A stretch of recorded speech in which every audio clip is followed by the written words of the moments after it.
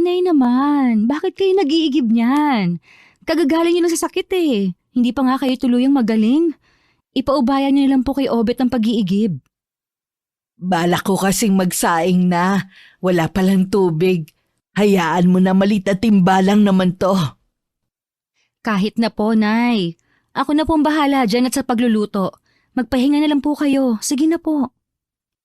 Nako, magaan lang naman ang trabaho ng pagluluto. Kaya ko na yan. Ginagawa mo naman akong imbalido eh. Naku, Nay. Huwag pong matigas ang ulo. Sige na po, pumasok na kayo ng bahay. Ako na lang po ang magbubuhat nitong timba. Pakiramdam ko tuloy dito sa bahay, wala na akong silbi. Huwag niyo pong sabihin yan. Iniingatan lang po kita, Inay. Naaawa na kasi ko sa'yo eh. Halos ikaw nang umako ng trabaho dito sa bahay. Hindi mo na tuloy maasikaso ang sarili mo. Hindi naman po ako nagreklamo eh. Nasaan na nga po pala si Obet? Nagpaalam kanina na maghahanap daw sila ng gagamba ng mga kaibigan niya. Pinayagan ko na kasi wala namang pasok. Wag lang ka ako magpapaabot ng gabi sa labas. Inuuna pa talaga niya ang paghahanap ng gagamba kaysa mag-igib ng tubig. Hayaan mo na, maaasahan naman ang kapatid mo sa maraming bagay. Tsaka, hayaan natin ma-enjoy ng kapatid mo ang kabataan niya. Sa bagay nga po. Sumang-ayon naman ako sa sinabi ni Inay. Mabait, masipag mag-aral, at maaasahan naman ang bunso kong kapatid na si Obet. Kaya lamang, may pagkaisip bata pa rin ito sa edad na 16. Hindi na inaasahan no ni Inay na magbubuntis pa siya kay Obet. Dahil nasa mahigit 40 na rin ang kanyang edad, naging mahirap na para sa kanya ang pagbubuntis. At pagkapanganak nga niya sa bunso kong kapatid, naging masasakitin na ang inay. Hanggang maospital nga siya. May 1 buwan nang nakakalipas. Diferensya sa buto ang resulta ng mga doktor na tumingin sa kanya. Marupok na raw ang buto niya sa may bandang balakang. Yun ang dahilan kung bakit nakakaranas ng pagkaparalisa ang inay. Sinabi pa ng doktor na kung ooperahan daw, baka hindi na rin kayanin ng inay dahil sa edad nito. 4 kami magkakapatid. Ang panganay na si Kuya Abel ay may sarili ng pamilya at sa kabilang baryo piniling manirahan. Ang sumunod naman sa akin na si Kuya Nelson ay sa sityo din namin nakatira, kasama ang buntis nitong asawa. Bagamat nasa iisang lugar kami, malayo naman ang bahay nila. Ako, si Nanay at si Obet na lamang ang nakatira sa bahay namin. Ang ama namin ay malaon ng yumao. 3 taon pa lang noon ang bunso naming kapatid. Away sa inuman na naging sanhi na maaga niyang pagkasawi. Habang kumakain kami ng hapunan, inungkat ni Inay ang tungkol sa trabaho ko sa bayan. Kailan ka nga pala babalik sa bayan, Clara? Aba, mahigit 1 buwan ka nang nandito sa bahay ah. Tuluyan na po ako nagpaalam sa mag-asawang amo ko. Ano? Ako ba ang dahilan kung bakit ka umalis sa trabaho mo? Opo, Nay. Hindi naman po pwedeng wala kayong kasama dito sa bahay. Hindi naman po natin pwedeng asahan si Obet dahil nag-aaral pa. Hindi niya po kayo mababantayan. Hindi mo naman ako kailangan bantayan ng 24 oras eh. Nakakakilos pa naman ako. Ako po ang kausap ng doktor niyo, Nay. Sinabi nga po na hindi pwede na wala kayong kasama dito sa bahay. Inisip ko nga na ibenta na ang natitira nating lupa sa likod nitong bahay natin. Pangdagdag sa gastusin natin. Alam ko naman na hindi biro ang mga gamot na kailangan bilhin. Huwag niyo na pong isipin pa yon. Nakalimutan ko palang banggitin kanina. Galing po ako sa bahay ni na Kuya Abel. Napag-usapan na po namin kung ano ang magandang plano. Sabi ko po kasi na ako na lang ang mag-aalaga sa inyo. Plano ko po na magtayo ng sari-sari store dito sa atin. May naipon naman po ako sa pagkatrabaho ko sa mag-asawang Chinese. Si Kuya Nelson po ibinibenta yung alaga nilang baka. Magbibigay po siya ng kaunting puhunan. Ganon din po si Kuya Abel. Hindi ba kaya ibebenta ng Kuya Nelson mo ang alaga nilang baka para sa panganganak ng asawa niyang si Alice? Oho, Nay. Payag naman po si Ate Alice. Sobra-sobra naman daw po yung makukuha nilang pera kapag naibenta yung baka nila. Ang babait talaga ng mga kapatid mo at mga napangasawa nila. Ang sabi nga, ang mabait na anak ay galing sa mga magulang. Pero ang mabait na asawa ay bigay ng Panginoon. Napangiti na lang ako sa sinabi ni nanay. Totoo naman kasi ang mga sinabi niya. Marami pa kami na pag-usapan habang kumakain kami. Kinumusta ko rin si Obet at kung kailan ang pasukan nila. Noon ko lang napuna na pumipiyok na siya tuwing nagsasalita. Konting panahon na lang ay magiging ganap na siyang binata.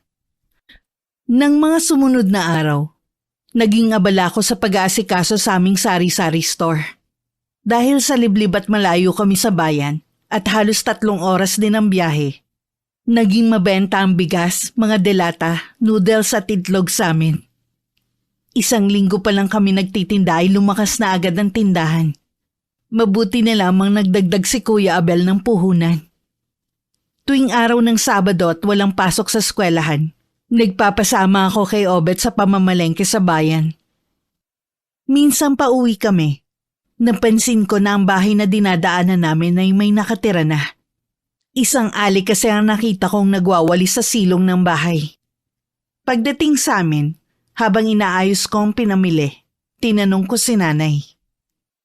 May nakatira na pala sa bahay dyan malapit sa kalsada? Oo, mag-ina daw ang nakatira sa bahay na yan, sabi ni Maring Nita. Nakita ko nga po yung ali na nagwawali sa silong ng bahay nila.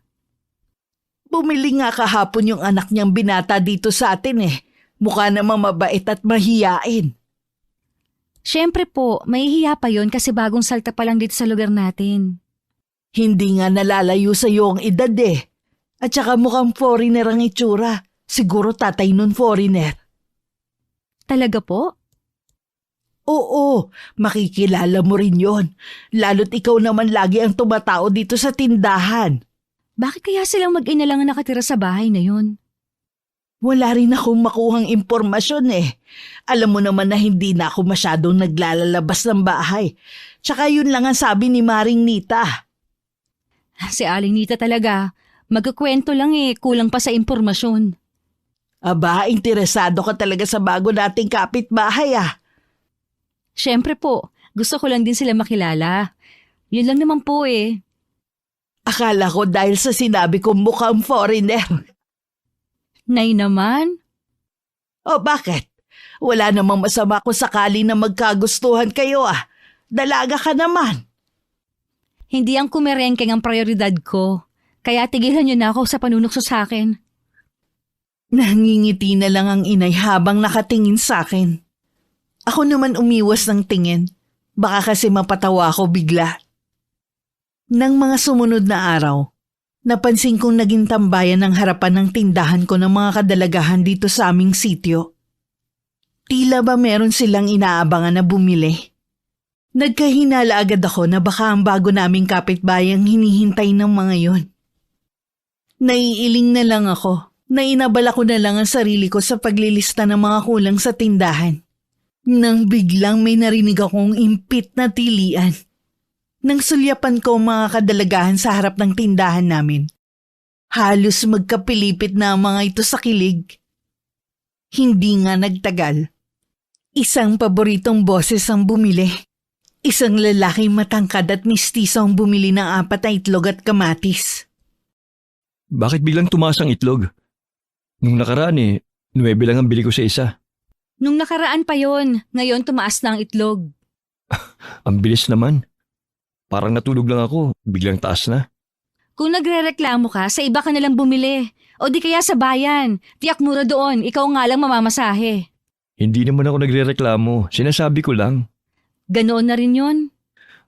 Sige, salamat. Nakita ko pang umiti ang lalaki sa mga nakatambay na kadalagahan sa harap ng tindahan. Hindi ko tuloy maiwasan na mapataas ng kilay. Iniisip ko kasi kung yun nga ang lalaking tinutukoy ni nanay. Pero tama nga siya. Mukhang foreigner ang itsura ng lalaki. Kaya marahil yun na nga ang bago naming kapitbahay. Ilang sandali pa, umalis na rin ang mga kadalagahan na nakatambay sa tapat ng tindahan namin. Ang pumalit naman ay mga manginginom sa aming lugar. 2 kwatro agad ang binili. Humingi din ng baso at pitsyal ng tubig. Sa loob ng ilang linggo, malakas naman ang tindahan namin. Palibhasa nga kasi kami ang kumpleto na sa paninda. At iilan lang ang may tindahan sa amin. At malalayo din ang agwat. Hindi ko lang inaasahan. Ang isa sa mga nag-udyok sa akin noon na tuluyan nang umalis sa trabaho ay makikita ko pa. Hindi ako makapaniwalang madadatnan ko si Aurelio sa sala namin habang kausap si inay. Anong ginagawa mo dito, Aurelio? Oh, mabuti naman at dumating ka na, Clara. Kanina pa naghihintay si Aurelio dito. O paano? Maiwan ko muna kayo. Tinatanong kita kung anong ginagawa mo dito sa bahay namin. Ay, dinadalaw ka. Pagbalik ko kasi ng probinsya, nabalitaan ko sa dati mong amo na umalis ka ng araw at umuwi ka raw dito sa inyo. Kailangan kasi ako ng nanay ko. Nabanggit nga ng mag-asawang Inchik ang dahilan mo. Kumusta ka na? Ayos lang. Kanina ka pa ba? Ay, may dala nga pala akong pasalubong para sa'yo. Aurelio, kasi may gagawin pa kasi ako ngayon. Ganun ba? Sige, uuwi na ako. Kanina pa naman ako rito eh. Gusto lang kasi kitang makita. Ay, di ba nag-usap na tayo dati? Akala ko naliwanagan ka na sa desisyon ko. Clara, sana maunawaan mo rin ako. Hindi ganun kadali yung pinapagawa mo. Mahal na mahal kita. Lahat gagawin ko para sa'yo. Sarili mo lang ang pinapahirapan mo eh. Marami pa namang ibang babae dyan. Sila na lang ang ligawan mo, wag na ako. Pero ikaw lang ang gusto ko, Clara. Hindi ang ibang babae. Huwag mo sana akong ipagtulakan sa kanila. Hindi ka ba napapagod sa kasasuyo mo sa akin? Wala kang maaasahan sa akin. Hindi ang pakikipagnobyo ang prioridad ko ngayon. Handa naman ako maghintay eh. Mapapagod ka lang sa paghihintay mo sa akin. Sa huli, wala ka rin mapapala. Ikaw nga ang dahilan kung bakit ako umalis sa trabaho. Tapos ngayon, dito mo naman ako kukulitin sa bahay namin. Clara, sana naman. Nakikiusap ako. Umalis ka na. Hindi itong huli natin pagkikita, Clara. Hindi ako ganun kadaling sumuko. Alam mo ba, imbis na maawa ako sa'yo, nag-uumpisa na akong mainis sa'yo dahil sa pangungulit mo. Dahil nagmamahal lang ako at paulit-ulit ako manunuyo sa'yo. Hindi rin ako mapapagod na ipagtabuyan ka ng paulit-ulit hanggang magsawa ka. Clara, lagi kong pinagdarasal na sana magising ka isang araw na mahal mo na ako. Hindi yan mangyayari, kaya umalis ka na. Sa totoo lang, inaabala mo na ako. Laylay ang balikat na pumanaog sa bahay namin si Aurelio. Naiiling na sinundan ko na lamang siya ng tingin. Nang wala na si Aurelio, tsaka naman lumabas mula sa kusina ang inay. Kibit balikat lang ang itinugon ko sa nagtatanong niyang tingin sa akin. Gaya ng inaasahan ko, paulit-ulit na pumupunta si Aurelio sa bahay namin. Ilang beses ko rin siyang pinagtatabuyan. Hanggang dumating ang araw na hindi ko na siya hinaharap. Tanging si inay na lang ang humaharap sa kanya at nagdadahilan na wala ako. Hindi ka ba naaawa sa manliligaw mo, Clara? Naaawa naman po noong una. Pero katagalan nakakainis na. Ang kulit kasi. Bakit hindi mo bigyan ng pagkakataon na kilalanin siya? Malay mo, kalaunan magustuhan mo rin siya. Malabo po yon, Nay. Sa loob ng 1 taong panliligaw niya sa akin, wala akong makapangnikatiting na pagkagusto sa kanya. Mukha naman siyang mabait. Ano kaya ang dahilan bakit hindi mo siya magustuhan? Hindi ko rin po alam, Nay. Basta, mabigat po ang loob ko sa kanya, kahit wala naman siyang ginagawang masama. Siguro hindi mo lang talaga siya gusto. May ganun kasi eh. Tsaka po, hindi ko nakikita ang sarili ko sa pag-aasawa. Hindi ko po yun prioridad. Ha? Wala ka bang balak mag-asawa? Meron naman po, pero hindi pa sa ngayon. Aba, 25 ka na nga, Clara. Dapat ka may nobyo ka na ngayon. Makakapaghintay naman po yan. Hindi ko kailangang magmadali. Anong hindi mo kailangan magmadali? Sa edad mong yan, may ikukonsidera na ganyang edad may asawa na. Bakit naman po sina kuya 30 na mga nakapag-asawa? Lalaki naman sila. Ikaw babae. Baka mamaya kapag umabot ka na sa edad na 30, mahirapan ka na mabuntis. Kapag nag-asawa po ako, paano kayo ni Obet? Huwag mo kaming intindihin ng kapatid mo. Ang isipin mo ang sarili mong kaligayahan. Kayo po ang kaligayahan ko. Ang alagaan kayo. Alam ko naman yon. Pero hindi habang buhay nandito ako. Ang kapatid mo balang araw ay magkakaroon din ng sarili niyang pamilya. Paano ka? Huwag niyo po munang isipin yon. Matagal pa po yon. Kung ayaw mo kay Aurelio, dapat maghanap ka pa rin ng magiging nobyo mo. Nay naman, parang desperada na ako niyan Alam mo ba yung bago nating kapitbahay dyan? Binata pa pala talaga. Malay mo magkagustuhan kayo. Malalahian na tayo ng lahing foreigner. Sigurado po ba kayong foreigner ang tatay nun? Baka anak na engkanto kaya ganun ang itsura niya. Di ba's lalong maganda? Makakarating tayo sa mundo ng mga engkanto. Balita ko sobrang ganda daw sa lugar nila Kayo talaga nahay kung ano-anong mga sinasabi. Gusto ko lang namang gumaan ang usapan natin. Lagi kasing nakakunot ang noo mo Para bang pasan mo lagi ang mundo. Ganito lang naman po ako dahil kay Aurelio Sobrang kulit niya kasi. Hayaan mo na. Magsasawa din yun sa kakasuyo sa'yo.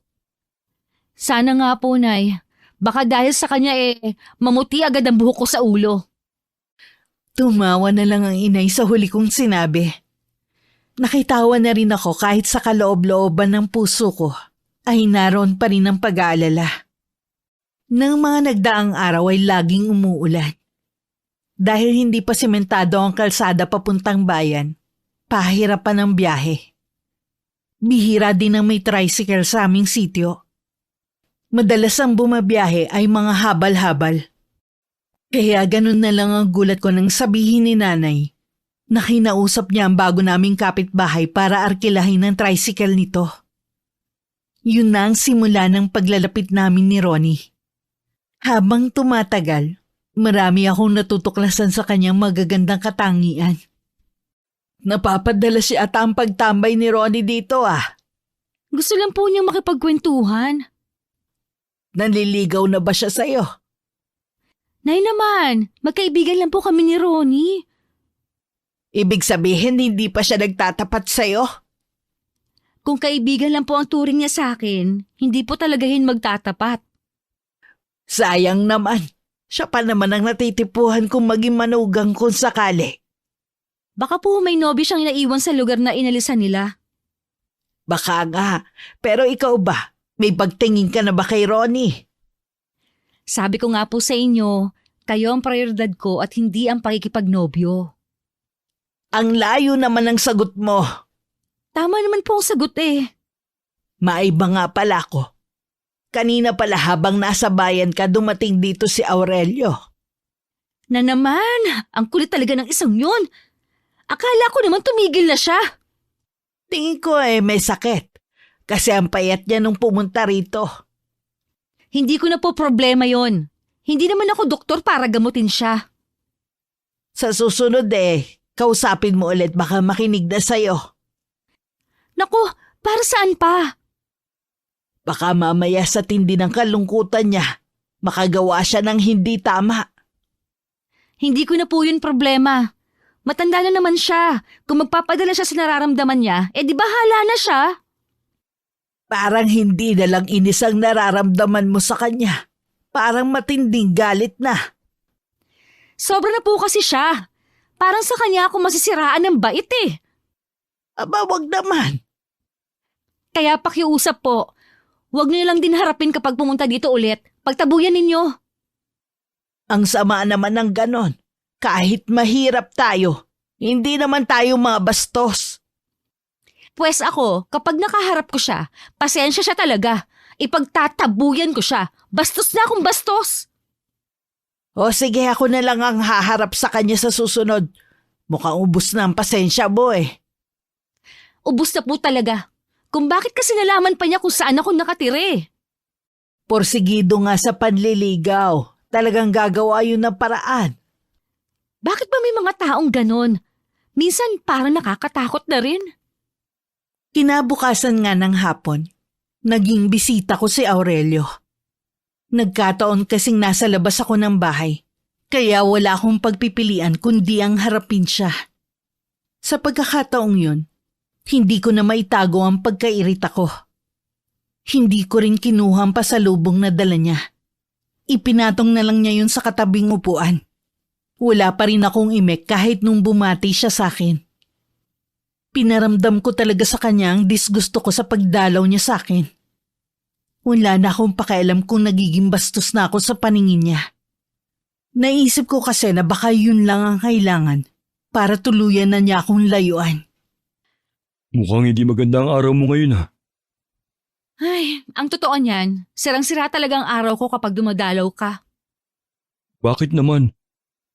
Nagtanong pa talaga. Alam mo bang nalulungkot at nasasaktan ako tuwing ganyan mo ako pinapakihirapan? Ang kulit mo naman kasi. Hindi ka makaintindi. 1,000 beses ko na nga sinabi sa'yo na wala kang aasahan sa akin. Pero lagi ka pa rin pumupunta dito. Ano bang dapat kong gawin para mahalin mo rin ako, Clara? Wala kang dapat gawin. Kasi kahit anong pagpupumilit mo, hindi kita magugustuhan. Hindi ako naniniwala. Alam ko may pagtingin ka rin sa akin. Baka naguguluhan ka lang dahil kailangan ka pa ng pamilya mo. Handa naman ako maghintay eh. Kung gusto mo, tutulungan pa kita sa gastusin sa pamilya mo eh. Talaga bang sarado na yung utak mo sa mga paliwanag ko, ha? Wala kang aasahan sa akin, hindi kita gusto. Magtapat ka nga sa akin. May iba ka na bang nagugustuhan? Yung tricycle driver na yun ba ang pinagmamalaki mo, ha? Minamatyagan mo ba ang bawat kilos ko, ha? Sigutin mo tinatanong ko sa'yo! Ang kapal naman ng mukha mo na pagtaasan ako ng boses sa mismong pamamahay namin. Patawarin mo ako, Clara. Nadala lang ako sa sobrang selos ko sa lalaking yun eh. Siya bang dahilan kung bakit hindi mo ako magustuhan? Ang mabuti pa, umalis ka na at wag nang babalik kahit kailan. Ayaw na kita makita pa. Maawa ka naman sa akin. Huwag mo naman akong ipagtabo yan. Tanggapin mo na lang na kahit kailan, hindi kita magugustuhan. Hindi ko kaya, Clara. Mula nung una kitang makita, ikaw nang idinambala ko sa puso ko. Kahit sambahin mo pa ako, hindi kita magagawang mahalin. Luluhod ako sa harapan mo kung kinakailangan. Ano ba? Tumayo ka nga! Huwag mo na maibaba ng gusto ang pagkatao mo. Mahal na mahal kita, Clara. Mamamatay ako kapag tuloy na kitang hindi makita. Mabuti pa nga! Para na kasi tayong sirang plaka nito eh. Gawin mo na ang gusto mong gawin sa buhay mo. Hindi nakaligtas sa aking paningin ang pagguhit ng galit sa mga mata ni Aurelio. Kahit papano, nakonsensya ako sa mga pinagsasabi ko sa kanya. Hanggang tumayo at naglakad siya palabas ng bahay namin. Piping dasal ko na sana'y wag na siyang babalik pa. Napapahinga na lang ako ng malalim na dinampot ang pasalubong niya. Isinama ko yun sa mga dati niya nang ibinigay sa akin na hindi ko man lang pinagkaabalahan na buksan. Nung araw na yun ako lang mag-isa sa bahay namin. Nasa eskwelahan kasi ang kapatid ko at si nanay naman ay dumalaw sa bahay ng kuya ko. Dumadaing na kasi ng pananakitan siya ng hipag ko. Baka anumang sandali ay manganak na siya. Habang nasa labas ako ng tindahan at nagwawalis. Pakiramdam ko may mga matang nakamasid sa akin. Nagkataon pa naman na kanina pa walang bumibili. Pumasok na lang ako sa loob ng tindahan at tiniyak na nakalak ang pinto. Ilang sandali lang dumating naman si Ronnie. Ipinarada niya ang tricycle sa gilid ng daan at saka lumapit. Doon lang nawala ang kaba ko sa dibdib. Bumili muna siya ng isang bote ng soft drink at isang balot ng tinapay. Wala yatang tambay ngayon dito ah. Oo nga eh. Kanina pa rin walang bumibili sa tindahan. Ikaw pala ang kauna-unahang bumili ngayong araw. Oras pa kasi ng pamamahinga ng mga tao. Baka maya-maya dadagsa na ang bibili sa'yo. Ay, sana nga. Ilang araw ko na kasi napapansin na matumal ang benta. Ganun talaga ang tindahan eh. Hindi sa lahat ng oras malakas. Ang nanay mo pala. Nasa bahay ng kapatid ko. Dumadaing na kasi sa pananakit ng tiyan ng hipag ko. Clara? May gagawin ka ba sa linggo? Wala naman, bakit? Ay, kasi yayayain sana kita mamasyal sa bayan. Pwede naman, anong oras ba? Bago mananghalian, susundin kita rito. Oo, sige. Payag naman tsak si nanay. Si Obet na lang ang patatauhin ko dito sa tindahan. Inabahan ako ng konti. Akala ko tatanggi ka eh. Matagal-tagal na rin naman nung huling pamamasyal ko. Wala naman masama siguro. Alam mo, akala ko nung una, masungit ka. Hindi naman pala. May katotohanan din yan. Kaya siguro ilag sa akin ng ibang tao dito sa atin. Siguro may dahilan kung bakit minsan masungit ka. Katulad ko, minsan napagkakamalan ako mayabang kahit hindi naman. Minsan kasi ibang tono ng pananalita ko eh. Pero natural na kasi sa akin yun eh. May itatanong ako sa'yo. Sana huwag mo masamain. Nasaan na pala ang tatay mo? Sa ilang beses kasi nating pagkukwentuhan eh, hindi mo pa siya nababanggit. Puro kasi nanay mo lang ang ikinukwento mo. Hindi ko naman kasi siya kilala eh. Ipinagbubuntis pa lang ako ni inay, umuwi na siya sa bansa nila. Mula nga nun, wala na kaming balita. Foreigner pala ang tatay mo, kaya ganyan ang itsura mo. Alam mo ba dati, ikinakahiya ko ang itsura ko. Kung tignan kasi ako ng ibang tao, para akong naiiba sa lahat. Maliban pa ron, yung panunukso ng mga kalaro ko nung bata ako, dahil wala nga akong tatay. Ngayon, halos magkandara pa na sa'yo mga kababaihan dito. Di naman. Anong hindi? Kulang na nga lang eh, magkandara pa sila pagdating mo. Selos ka naman. Uy, hindi ha. Biro lang. Matagal rin kami nagkwentuhan ni Ronnie. Hanggang dumating na ang kapatid ko. Nagpaalam na rin siya sa akin dahil magsisibak pa siya ng panggatong na inutos ng nanay niya. Inutusan ko naman si Obet na puntahan ng inay sa bahay ni na Kuya Nelson. Nang mapag-isa na naman ako, naharon na naman ang pakiramdam na tila may nagmamatsyag sa akin. Binaliwala ko na lang ang ganong pakiramdam. Madilim na sa labas na makauwi sina inay at Obet. Pansin ko agad ang pagkabalisa sa anyo nila. Madilim na sa labas na makauwi sina inay at Obet. Napansin ko agad ang pagkabalisa sa anyo nila. May nangyari po ba kina kuya? Wala, iha. Iniwan ko silang naroon ng kumadron ng Siguada. Bakit pa parang balisa kayo? Hindi ko alam kung paano to sasabihin eh. Ano po ba yon? Kasi kanina nakasalubong namin si Aurelio. Kinausap niya ako. Umiiyak siya sa akin na nagmamakaawa na huwag ka daw magalit sa kanya. Naku nay, sa susunod po huwag niyo na lang siyang pansinin kapag nakita ninyo. Iwasan niyo na agad kapag nakita niyo papalapit pa lang. Nag-aaway ba kayong dalawa? Napuno na po kasi ako sa kanya eh. Dapat mahinahon mo pa rin siyang kinausap. Ilang beses ko na po kasing kinausap ng mahinahon, kaya diniretso ko na siya. Para kasi may napansin ako sa kanyang kakaiba. Baka mamaya may gawin siya sa'yo na hindi maganda. Alam mo ba kung taga saan siya? Sa pagkakaalam ko po, dayo lang siya sa lugar natin. Taga malayong probinsya po siya. Sana lang matauhan na siya. Marami pa namang babae riyan. Hindi ko tuloy maiwasan na matakot para sa'yo. Yun din ang hinihiling ko para tigilan na ako ni Aurelio. Hindi ko na rin kasi maiwasan na kabahan na baka pinagmamasdan niya ang bawat kilos ko. Katulad kanina nung hindi pa dumarating si Ronnie. Pakiramdam ko talaga may mga matang nakatingin sa akin. At nung mag-isa na ulit ako kanina, natuloy naman ang lakad namin ni Ronnie ng araw ng linggo. Kumain kami sa labas at namasyal. Nasira lamang ang masaya naming sandali nang mamataan ko si Aurelio sa di kalayuan. Matalim ang pagkakatitig sa amin. Puno yun ng galit at selos. Bigla akong pinanlamigan ng buong katawan. At wala sa sariling napahawak na lang sa braso ni Ronnie. Ayos ka lang ba? Okay lang. Ang lamig kasi ng kamay mo at umumutla ka pa. Maupo ka muna. Hindi kayo dahil sa kinain natin? Hindi yon. Ang mabuti pa, umuwi nilang tayo. Hapon na rin naman. Mahirap na kung gagabihin tayo sa daan.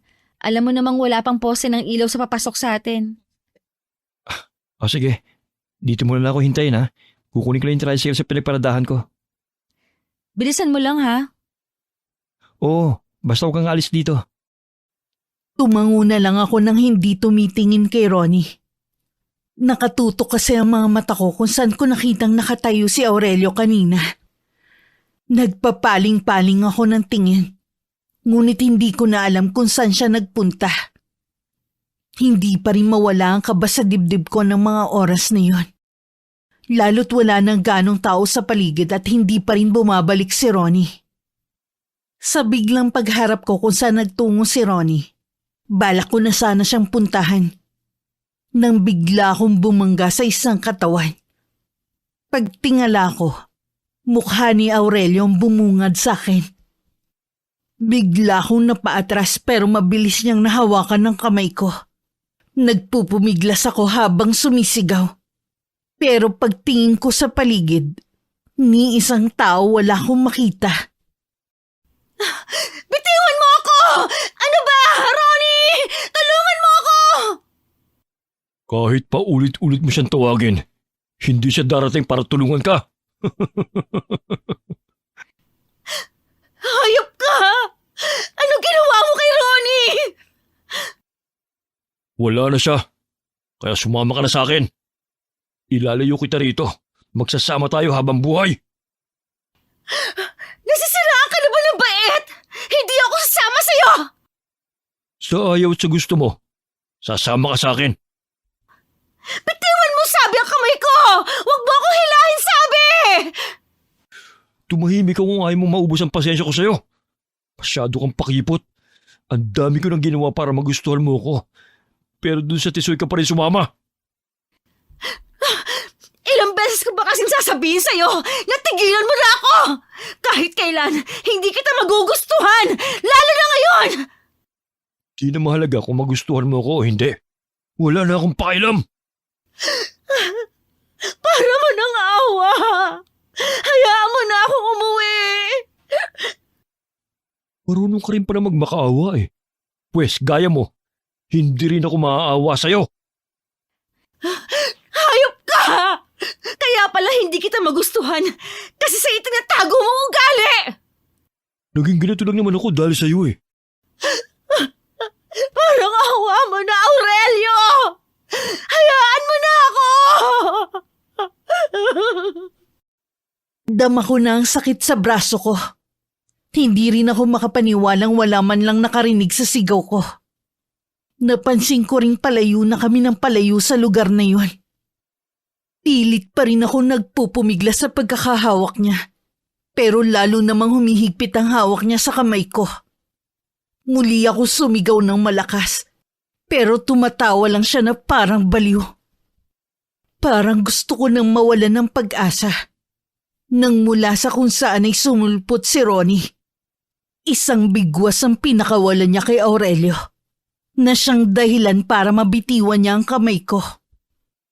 Nang bumalandra siya sa lupa, kinubabawan naman siya ni Ronnie. At sunod-sunod na suntok ang pinakawalan sa kanya. Napatutop na lang ako sa sariling bibig habang pinanunood ang pangbubuno ng dalawa. Agad namang nakabawi si Aurelio. Gumaganti naman siya ngayon ng suntok kay Ronnie. Pero sa tagisan nila ng lakas, si Ronnie pa rin na nagwagi. Paika-ikang lumayo si Aurelio. Akmang hahabulin siya ni Ronnie nang pinigilan ko na siya. Pabayaan mo na siya. Pasensya ka na kung natagalan ako ha. May bigla kasing pumalo sa ulo ko kanina eh. Kaya sandali akong nawalan ng ulirat. Chuck, siya rin ang may gawa noon sa'yo. Ayos ka lang ba talaga? Eh, hindi ka ba niya sinaktan? Hindi naman. Natakot lang talaga ako. Ngayon ko lang naalala. Siya rin yung lalaki nakikita ko nakatayo sa malayo at nakatingin sa bahay niyo. Madalas ko kasi siyang madaanan na nasa kabilang daan. Akala ko taga-sityo lang siya. Kaya hindi ko na binigyan ng pansin. Kung ganoon, tama talaga ako ng sapantahan na mayroon lihim na nagmamasid sa akin. Sino bang lalaking yun? Isang makulit naman ng ligaw. Kaya pala, mabuti pa umuwi na tayo. Habang nasa daan wala kaming imik pareho ni Ronnie. Hindi ko alam kung anong tumatakbo sa isipan niya ng mga oras na yon. Ako naman, takot na takot pa rin sa nangyari.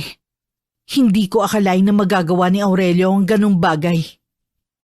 Pagdating sa amin, hinintay muna akong makapasok ni Ronnie sa loob ng bahay bago niya pinaandar ang tricycle niya. Nakangiti naman na sinalubong ako ni Inay. Pagkakita ko sa kanya, hindi ko na napigilan na mapaiyak. Sa putol-putol na salita ay kinuwento ko ang nangyari. Diyos ko, nagawa yun ni Aurelio. Sabi na nga ba may kakaiba sa kanya nung makita namin siya eh. Opo, Nay. Mabuti na lang dumating po si Ronnie. Kahit siya sinaktan ni Aurelio, buti na lang hindi siya napuruhan. Dapat pumunta kayo sa pulis para maipablatter siya. Hindi na po. Siguro madadala na yon.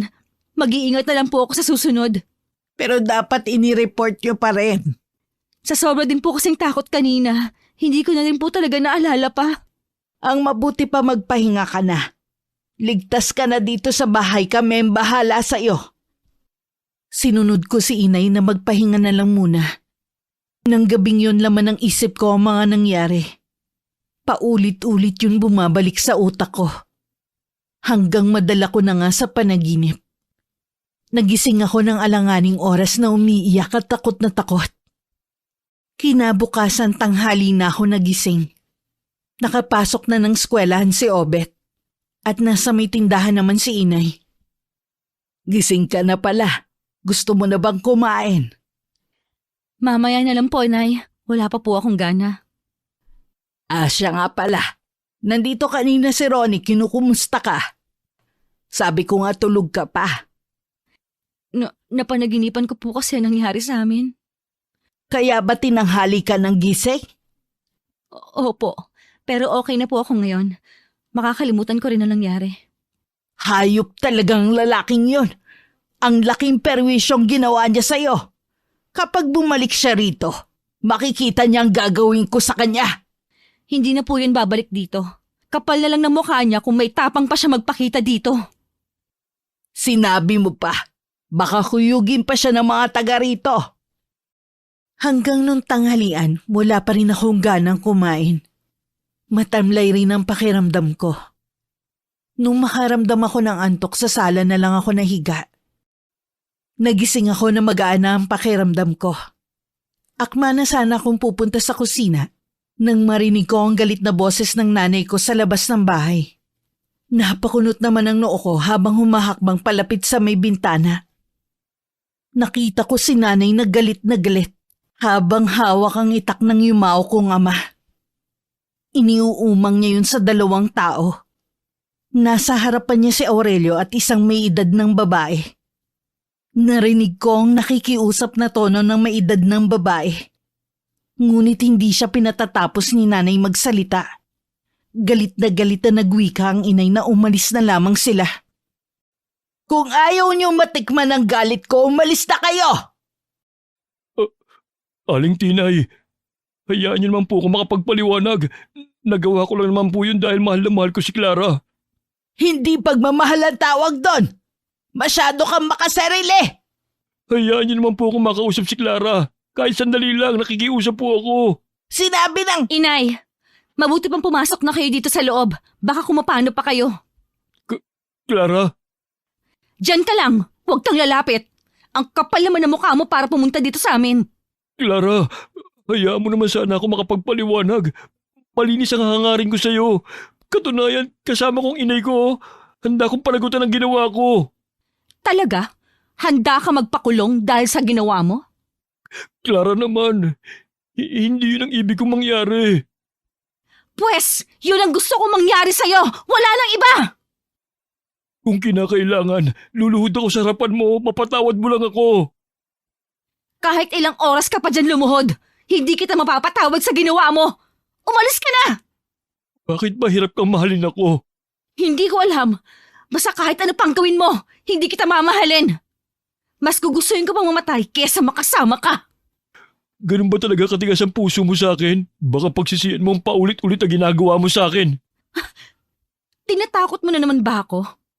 Sinasabi ko lang ang mangyayari kung sakali. Umalis ka na nga! Sinama mo pa talagang nanay mo. Akala mo naman maaawa ako sa'yo. Lahat ginawa ko na para sa'yo.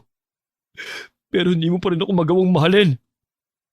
Tandaan mo ang araw na ito, Clara. Ang paulit-ulit na pagdurog mo sa puso ko. Mararanasan mo rin to balang araw. Hindi ko alam pero bigla akong kinilabutan sa mga katagang binitiwan ni Aurelio. Kahit nung wala na sila ng kanyang ina, nakatayo pa rin ang mga balahibo ko sa katawan. Bahagya pa ako napapitlag nang hawakan ako ni inay sa braso. Napakalamig kasi nun. Niyaya na niya akong pumasok sa bahay namin. Nung gabing yun maaga kami nagsara ng tindahan. Siguro pareho kami ng nararamdaman ni inay. Sa hapunan naman, halos hindi ko malunok ang kinakain ko. Matindi pa rin kasi ang kaba sa dibdib ko.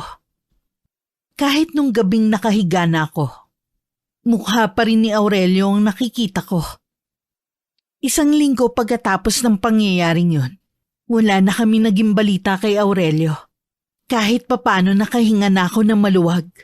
Baka pinagsabihan ng nanay niya. Sana nga po makinig siya. Alam mo kahit yung nanay niya, hindi ko gusto ang aura. Ewan ko ba, ang hirap ipaliwanag. Hindi ko po masyadong maalala mukha nung nanay niya. Sa kanya lang kasi ako nakatuon ng atensyon nun eh. Grabe din makatingin nung nanay sa'yo. Parang lalamunin ka ng buo. Lalo na nang pinagsasabihan mo si Aurelio. Huwag na nga po natin silang pag-usapan. Ang importante po hindi na sila manggugulo sa atin. O sige, siya nga pala nak. Dadalawin ko lang ang kuya at hipag mo ha. Mamayang hapon din uuwi rin ako. Sige po, Nay. Pero wag po kayong gagawa doon. Tsaka po yung gamot ninyo, dalhin nyo. Parang ikaw lang din ang kuya mo. Ayaw akong pakilusin kapag nandun ako. Tama lang naman po yun. Mahirap na, baka ma-hospital ulit kayo. Kahit maagang kinuhang tatay nyo, napakaswerte ko naman sa inyong mga anak ko. Nung umalis si nanay, naiwan naman ako mag-isa sa bahay. Wala rin ganong bumibili sa tindahan. Kaya inabala ko na lang ang sarili ko sa paglilinis ng bahay. Noon lang din kasi ko nagkaroon ng oras. Habang nagpupunas ako ng eskaparate, napansin ko ang mga regalo at pasalubong sa akin ni Aurelio na hindi man lang nagalaw. Inilagay ko na lang lahat yun sa sako. Kapag may pagkakataon, ako mismo ang susunog nun. Nung hapon dumating naman si Ronnie galing sa pamamasada. Hindi na ba ulit nagpunta rito yung manliligaw mo? Nabanggit kasi sa akin ni Obet na pinuntahan ka raw dito. Hindi na. Baka natauhan na rin.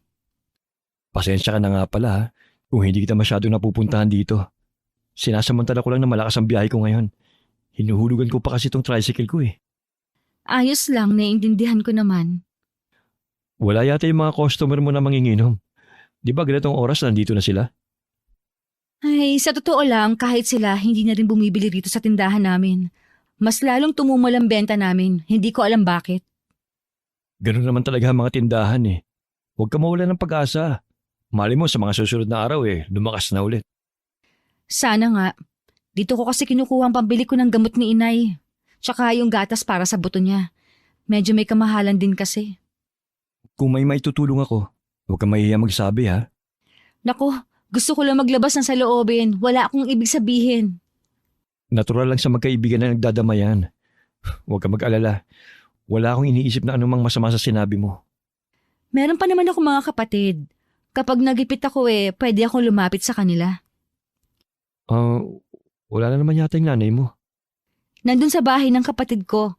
Pauwi na rin yon. Sabi ko kasi huwag magpapagabi Clara, alam ko na hindi naging magandang unang paglabas natin. Pero sana hindi ka madala. Iayayain sana ulit kita sa araw ng linggo Kung okay lang sa'yo.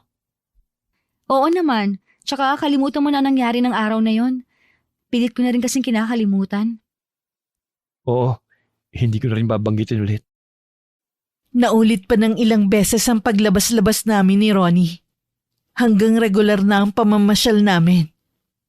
Dumating na rin ang araw na nagtapat na siya sa akin. Yun ang pinakamasayang sandali sa buhay ko. Agad ko na rin siyang sinagot ng araw na yun. Naging magaan ang buhay ko dahil lagi akong masaya. Hindi ko na rin masyadong iniinda ang mahinang benta ng tindahan namin. Akala ko, wala nang puputol sa kaligayahan na nararamdaman ko. Hanggang isang araw, pagising ko nung umagang yun, may napulot akong manika. Hindi ko alam kung sadya ba yung iniwan sa tapat ng pinto namin. Maganda ang manika kaya naman itinabi ko yun. Dahil malimit na ako lang ang naiiwan sa bahay. Madalas kasi nasa bahay ng kapatid ko si nanay. Si Obet naman maghapon sa eskwelahan. May mga pagkakataon na basta na lang ako nakakaramdam ng pangingilabot. Sa gabi naman, wala naman akong iniisip na problema. Pero malimit balisa ako at hindi makatulog. Madalas tuloy mainit ang ulo ko pagising. Bakit ba ang sungit mo sa kapatid mo? Parang nagtatanong lang eh.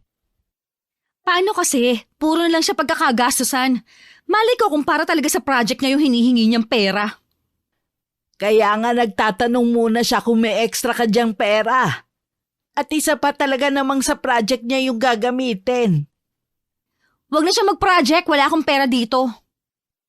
Teka nga lang, Clara. Bakit ba napapansin ko eh? Laging mainit ang ulo mo nitong nakaraang araw. Nag-away ba kayo ni Ronnie? Hindi ho.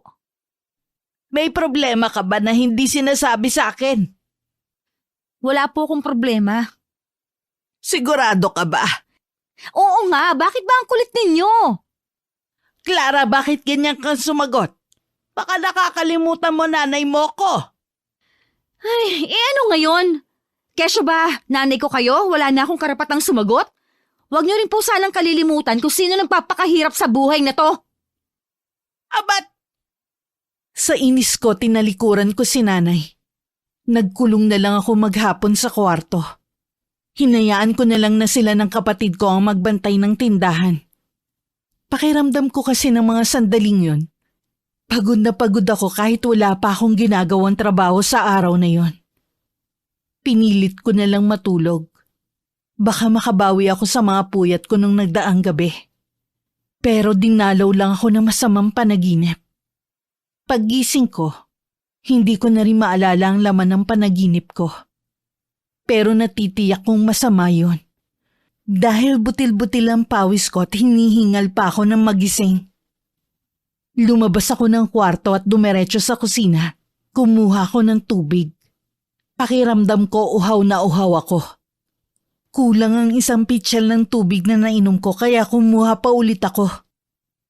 Naiiyak na ako ng mga oras na yun dahil hindi mapawi-pawi ang nararamdaman kong uhaw. Sa ganun ako napasukan ni nanay. Ayos ka lang ba, Clara? Oo, nauuhaw lang po ako. Ginigising kita kanina para kumain sana. Pero ang himbing ng tulog mo. Ilang gabi na po kasi akong hindi makatulog kaya bumawi lang ako. May bumabagabag ba sa'yo kaya hindi ka makatulog? Wala po, basta hindi lang ako dalawin ng antok sa gabi. Mamaya igagawa kita ng tsaang gubat. Mainam yun para sa hindi makatulog sa gabi. Marahan lang akong tumango kay inay at saka na ako bumalik sa kwarto ko. Hindi ko na nakita pa ang nagtatakang tingin sa akin ni inay. Pagdating sa kwarto ko, nahiga na lang ako. Pero bigla rin ako napabangon. May naaninag kasi akong itim na usok sa kisame. Makailang beses kong kinusot ang mga mata ko. Pero naroon pa rin ang itim na usok. Sa takot ko napatakbo ko palabas. Nakasalubong ko pa ang nagtatakang si inay. Oh, bakit humahangos ka palabas ng kwarto mo? Wala po, inay. Ano ba nangyayari sa'yo, anak? Bakit kakaiba ang kinikilos mo nitong mga nakaraang araw? Hindi ko rin po alam eh. Mabuti pa ipapatawas kita. Baka mamaya pinaglalaroan ka na ng hindi nating kauri. Huwag na po, Nay. Ayos lang naman po ako eh. Hindi yun ang nakikita ko sa'yo. Kaya sa ayaw at sa gusto mo, dadalhin kita sa magtatawas na si Fe. Wala akong nagawa kundi ang sumunod kay nanay. Nagbilin lang siya sa kapatid ko na siya muna ang magbantay sa tindahan. Lumakad na rin kami pagkatapos. Pagdating namin sa bahay ni Aling Fe, agad niya akong tinawas. Kumuha siya ng mangkok na may tubig at pinatakan yun ng kandila.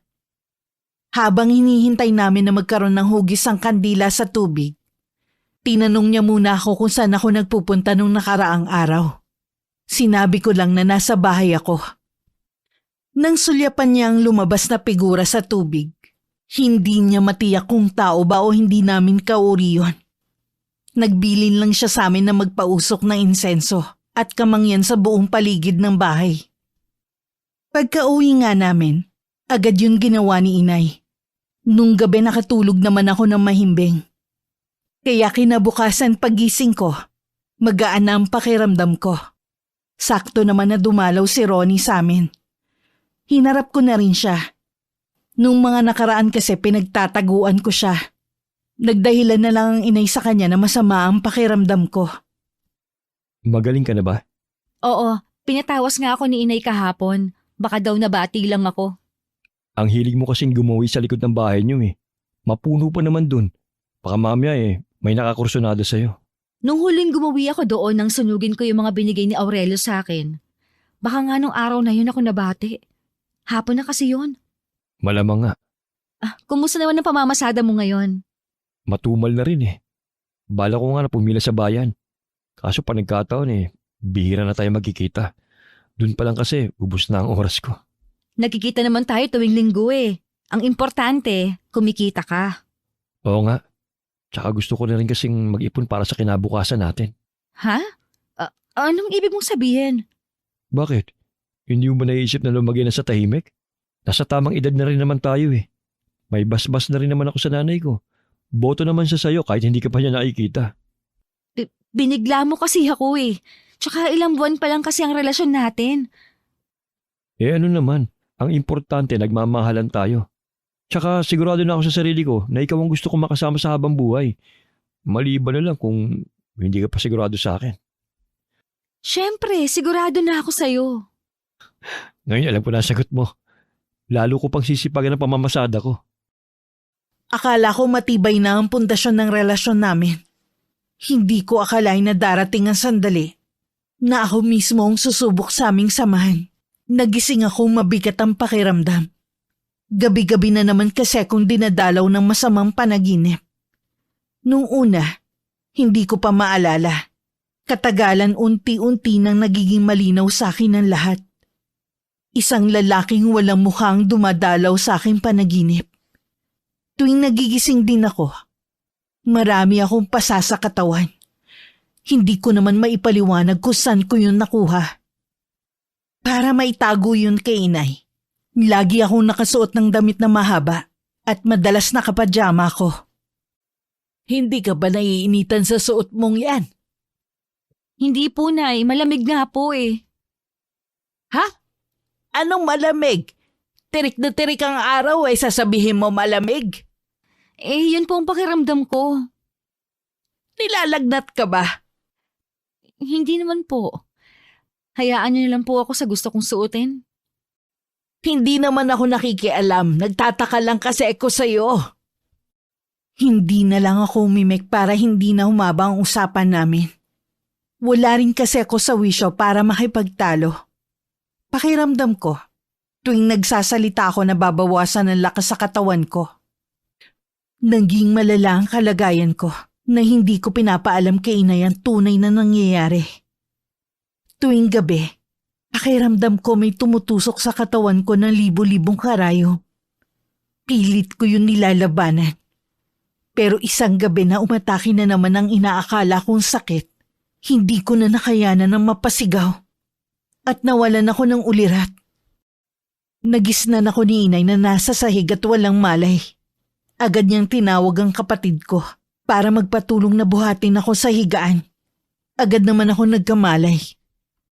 Kumusta na ang pakiramdam mo, anak? Hindi ko maintindihan.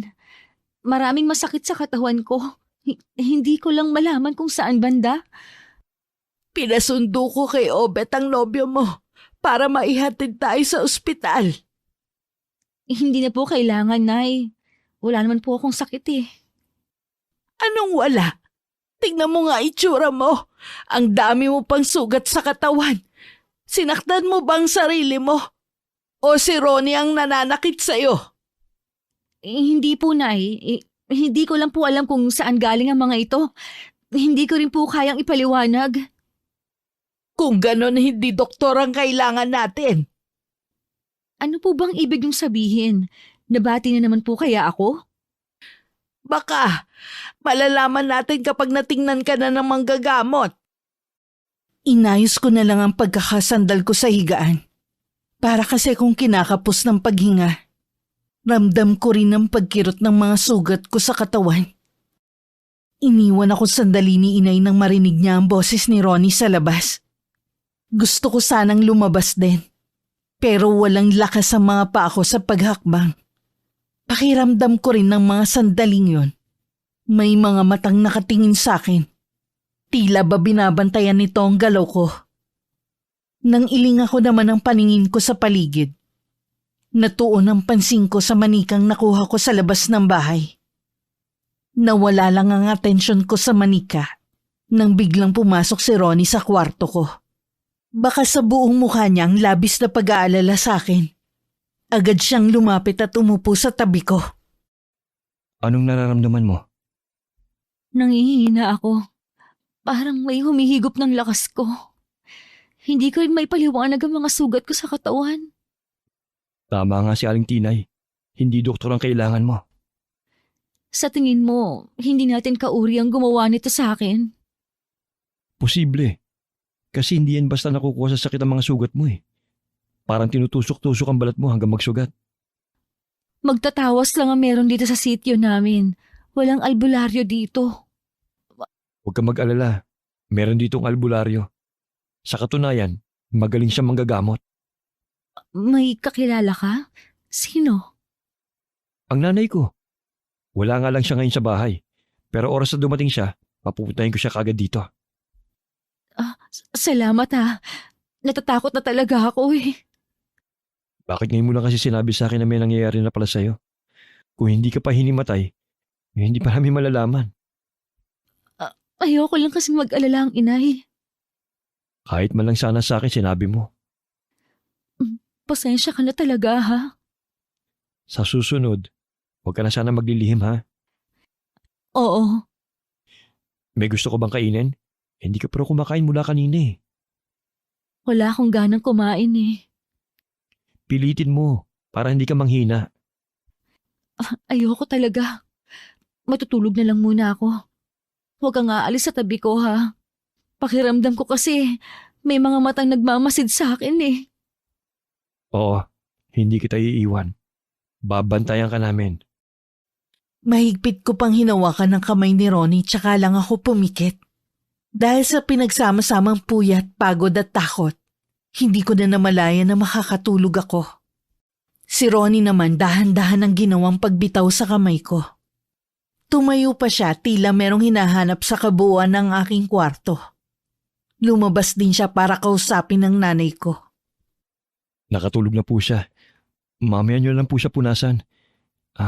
May gusto po sana akong sabihin sa inyo eh. Ano yon, iho? Sa tingin ko po, kinukulam si Clara. Ha? Kinukulam si Clara? Oo, isa pong albularya ang nanay ko. Maraming beses na po siya ng gamot ng mga kinulam at binarang. Ang nangyayari po kay Clara, gawa ng kulam. Diyos ko po, sinong gagawa nito sa kanya? Wala namang kaaway ang anak ko. Di po kaya si Aurelio may gawa nito? Si Aurelio? Pero matagal na siyang hindi nagpaparamdam kay Clara. Baka gumaganti siya kay Clara. Kahit po kasi hindi sila nagkikita, basta alam niya po ang buong pangalan ni Clara, maaari niya po siyang ipakulam.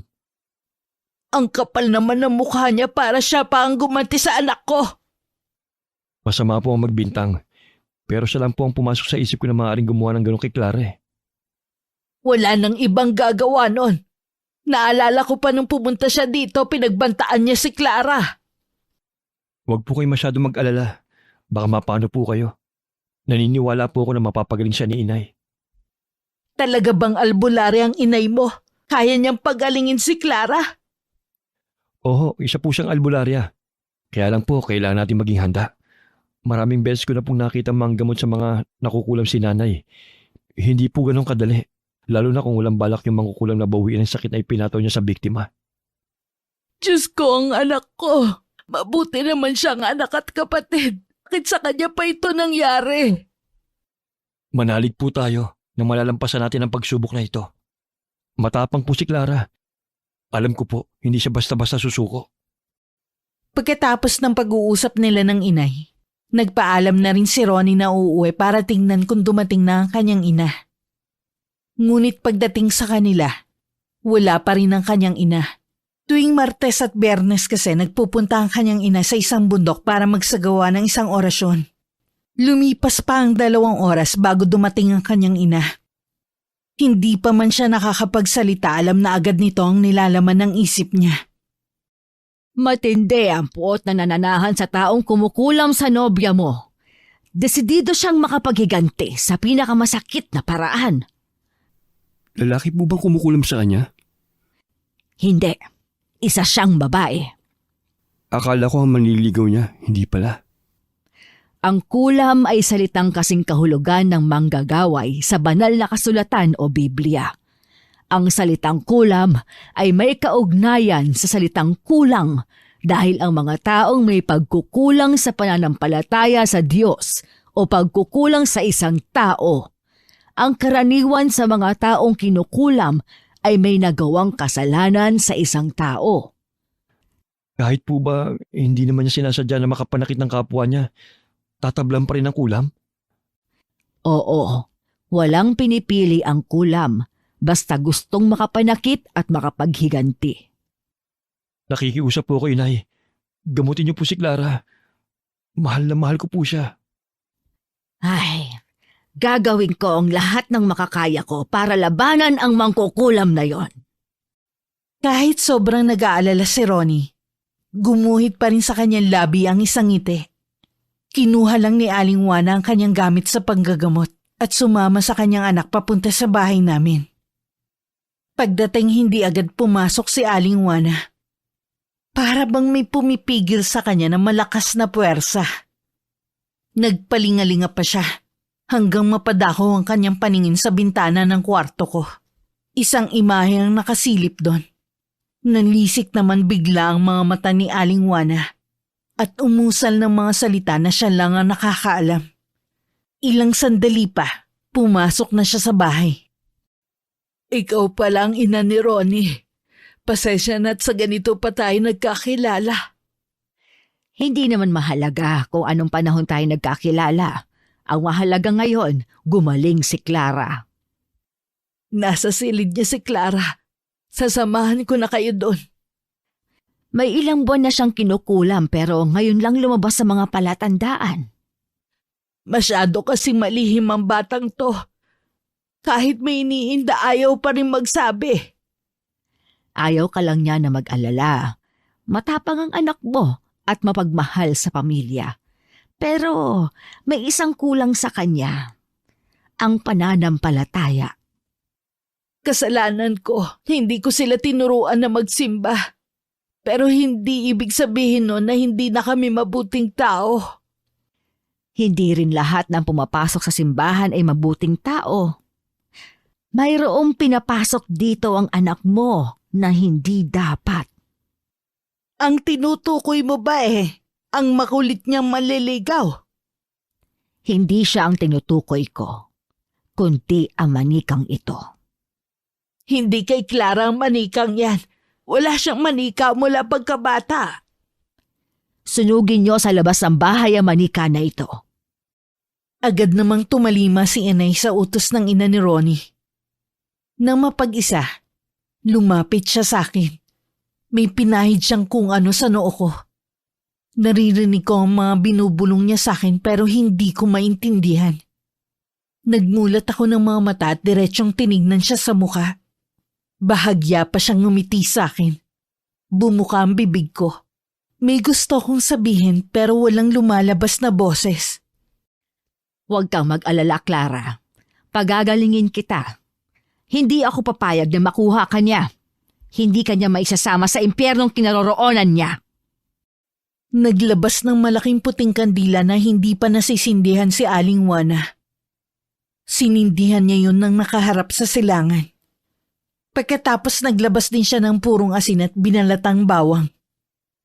Inukit niya sa bawang ang pangalan ko, gamit ang karayom. Inusalan din niya yun ng orasyon. Napasigaw na lang ako nang maramdaman kong parang sinisilihan sa hapdi ang mga sugat ko. Para akong bulate na nagpapaikot-ikot sa higaan ko. Si Aling Juana naman patuloy lang sa pag-usal ng orasyon. Sa labas ng silid ko, umiiyak naman si nanay. Nasa tabi niya si Obet na labis din ang pag-aalala sa akin. Magtiwala lang po kayo. Magagawa ni nanay na mapagaling si Clara. May kasalanan din ako sa nangyari kay Clara. Hindi ko siya tinuruan na maging malapit sa Diyos. Lahat ng mga anak ko. May pagkakataon pa naman po eh. Hintayin na lang po natin na gumaling si Clara. Mabuti na lang dumating ka sa buhay ni Clara. Dahil kung hindi, baka kung ano na nangyari sa kanya. Iniisip ko nga po, nasaan na kaya si Aurelio ngayon? Sabi po kasi ni nanay, babayang kumukulam sa kanya. Kahit anong pakiusap ni Aling Juana sa taong kumukulam sa akin, matigas itong bawiin ng sakit na binigay sa akin. Makailang beses niya itong kinausap sa pamamagitan ng isip. Pero hinarangan lang nito ng itim na mahika para hindi malaman ang pagkakakilanlan niya. Walang nagawa si Aling Juana kundi magsagawa muli ng orasyon at tatalo sa kulam. Ngunit sadyang malakas ang kalaban. Hindi niya akalaing matatalo siya nito. Isang malakas na sigaw ang kumawala sa kanya. Napasugod naman si Ronnie. Agad niyang dinaluhan ng kanyang ina. Nay! Masyado siyang malakas. Ngayon lang ako nakatagpo ng ganitong itim na mahika. Paano po si Clara? Huwag ka mag-alala. May inilagay ako sa kanya para hindi siya tuluyang makuha ng taong nasa likod ng pangungulam sa kanya. Nay, magpahinga muna kayo. Huwag niyong hahayaan na mamatay ang puting kandila. Ano na mangyayari kay Clara? Mag-alala, Tinay. Hindi pa tapos ang laban. Magtutuos pa kami na mangkukulam na yon. Salamat hindi mo sinusukuan ang anak ko.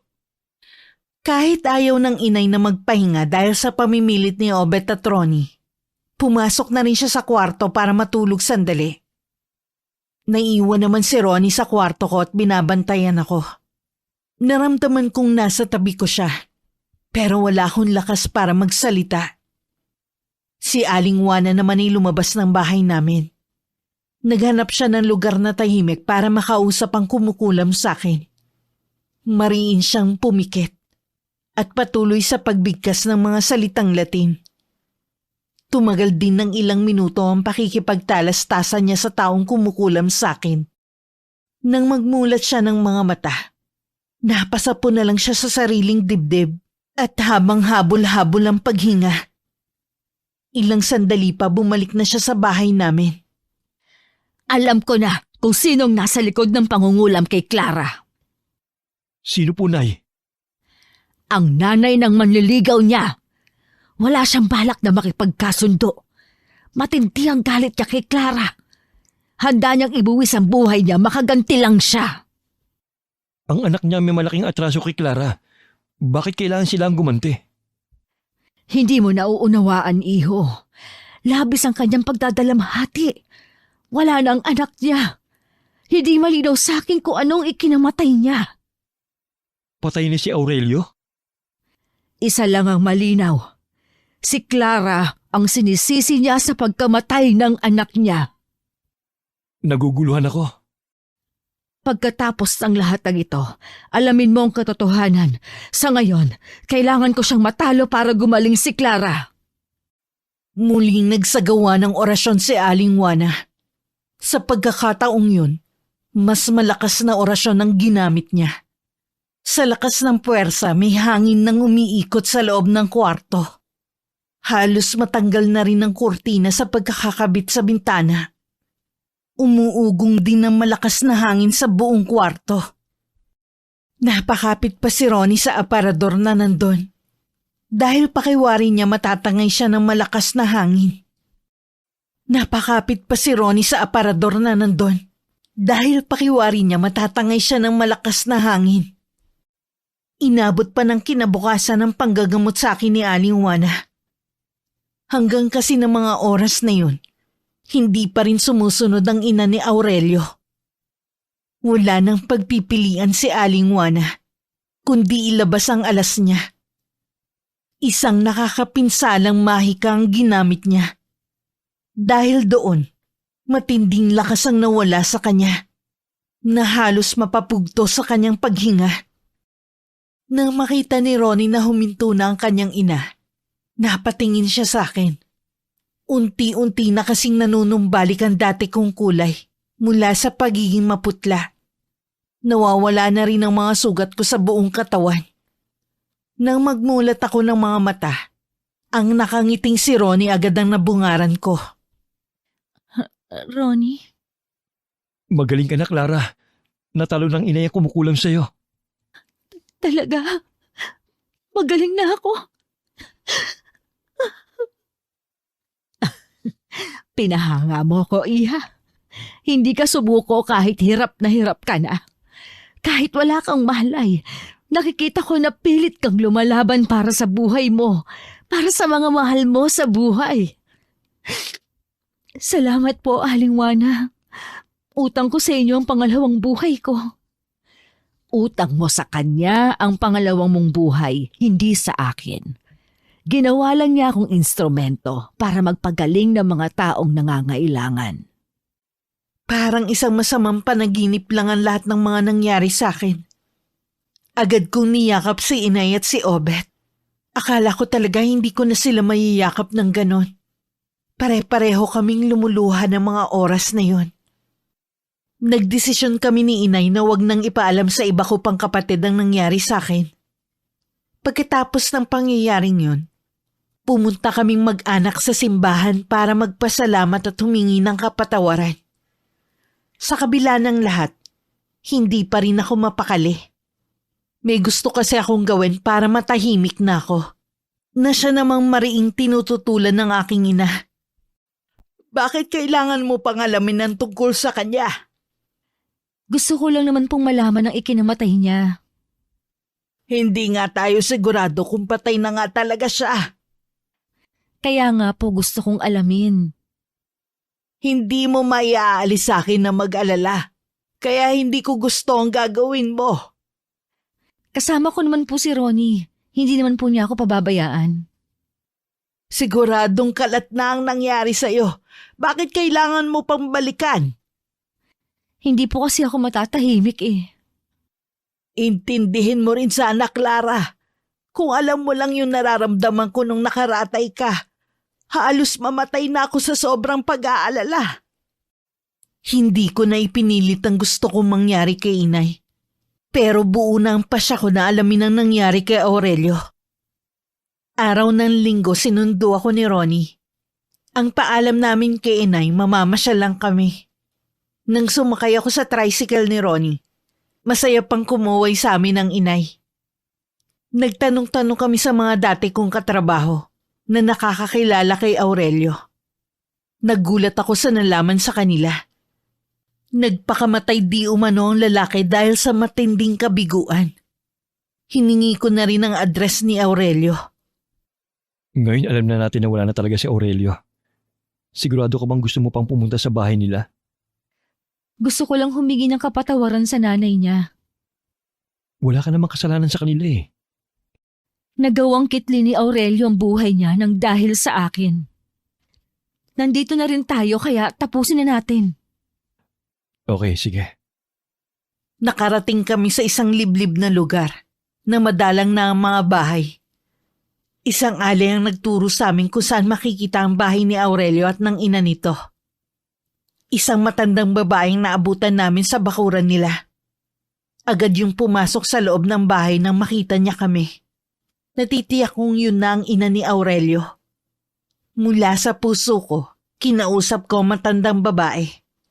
Gusto ko lang pong humingi ng kapatawaran sa mga masasakit na salitang binitiwan ko sa anak ninyo. Pinapatawad ko na rin po kayo sa ginawa ninyo sa akin. Kalimutan na po natin na nangyari. Umalis na tayo. Malapit ang dumilim. Nang naglalakad na kami palayo, narinig ko pa ang paglangit-ngit ng pintuan. Hindi na ako lumingon. Nung umalis kami sa lugar na yon, nawala na ang bigat sa dibdib ko.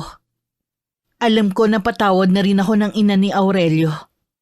Makalipas ang 1 taon, ikinasal na kami ni Ronnie. 2 taon pa ang lumipas bago ako nagdalang tao.